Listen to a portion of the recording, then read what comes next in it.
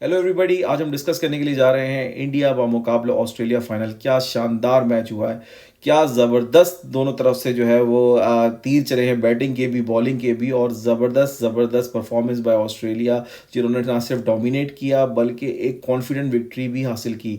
और अगर हम शुरू में देखें तो सिर्फ इंडिया की थोड़े से फर्स्ट हाफ में जब वो बैटिंग करने के लिए आए थे तो उनकी तरफ से एक बहुत ज़बरदस्त जो है वो एक स्ट्राइक रेट चल रहा था, रोहित शर्मा की तरफ से बैटिंग चल रही थी। लेकिन उसके बाद जो ऑस्ट्रेलिया ने ग्रिप पकड़ी है, ऑस्ट्रेलिया ने इंडिया को वापस आने नहीं दिया। आई थिंक ये it's a very very big victory from Australia. और उसकी जो ख़ास वजह ये है कि Australia are very confident side. वो प्रेशर सिचुएशन में काम रहते हैं, कॉन्फिडेंट रहते हैं और सिर्फ गेम पे फोकस करते हैं।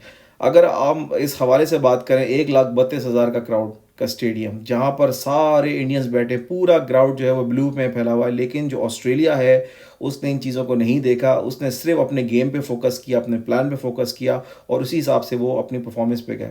ख़ास तौर पे जो मैं तारीफ़ करना चाहूँगा ट्रेवर्स हेड की, क्या शानदार परफॉर्मेंस। ऐसी परफॉर्मेंस तो मतलब आप कहते हैं कि आप लोग बोलेंगे जी मैक्सवेल की डबल सेंचुरी थी, मैं कहता हूँ कि ये जो परफॉर्मेंस थी ये बहुत ज़्यादा बेहतर थी मैक्सवेल से भी। और उसकी वजह ये है क्योंकि ये फाइनल मैच था और एक प्रेशर मैच था और बहुत ही ज़्यादा प्रेशर मैच था, और जिसके अंदर आप देखें कि इंडिया जैसी टीम जिसके पास सारे डिपार्टमेंट कवर थे लेकिन वो पैनिक कर रही थी। रोहित शर्मा के ऊपर जो प्रेशर दिखा कप्तानी का वो फाइनल में लाजमी दिखा। और ऐसा देखा कि रोहित शर्मा जो हैं वो फील्ड प्लेसिंग भी अपनी सही तरीके से कर नहीं पा रहे थे। उनको ये समझ नहीं आ रहा था कि बॉलिंग चेंज किस तरीके से करें।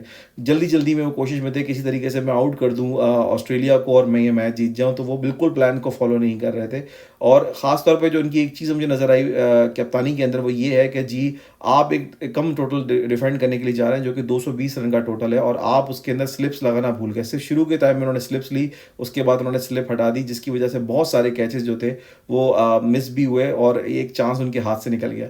लेकिन हम बात करेंगे ऑस्ट्रेलिया की। ऑस्ट्रेलिया में ख़ासतौर पे ट्रेवर्स हेड की, क्या शानदार उन्होंने बैटिंग करी। शुरू में का बॉल काफ़ी स्विंग भी हो रहा था, काफ़ी डिफिकल्टी भी थी, लेकिन ट्रेवर्स हेड ने हिम्मत नहीं आ रही, जबकि उनके सारे जो पार्टनर्स थे वो एक के बाद एक आउट होते जा रहे थे। और उसके बावजूद भी उन्होंने जो है वो एक प्रॉब्लम को फेस किया, उन्होंने विकेट पे स्टे किया और उसके बाद उन्होंने जहाँ पे अच्छे शॉट लगने थे वहाँ पे अच्छे शॉट्स मारे। मार्कस लिबुशेन की भी तारीफ करूंगा कि उन्होंने भी बहुत ही अच्छी जो है ना वो एक प्रॉपर मिडिल ऑर्डर बैटिंग करी। उन्होंने प्रॉपर साथ दिया, उन्होंने बिल्कुल प्रेशर नहीं लिया कि फाइनल है, हमारी इतनी विकेटें गिर गई हैं। हर बंदे ने अपना गेम खेलने की कोशिश की, अपने प्लान को एग्जीक्यूट करने की कोशिश की, जिसकी वजह से ऑस्ट्रेलिया को कामयाबी मिली। ऑस्ट्रेलिया ये टूर्नामेंट इसीलिए जीता है कि ऑस्ट्रेलिया हमेशा इन मुश्किल सिचुएशन में काम रहता है, फोकस रहता है, बिल्कुल प्रेशर नहीं लेता है, और जिसकी वजह से वो एक लेस बेटर साइड थी इंडिया के मुकाबले में, लेकिन उन्होंने उनको डोमिनेट किया दोनों डिपार्टमेंट में और फाइनल का प्रेशर सिर्फ और सिर्फ इंडिया पे दिखाई दिया। और आखिर में ऑस्ट्रेलिया को वर्ल्ड कप जीतने पे बहुत बहुत मुबारकबाद।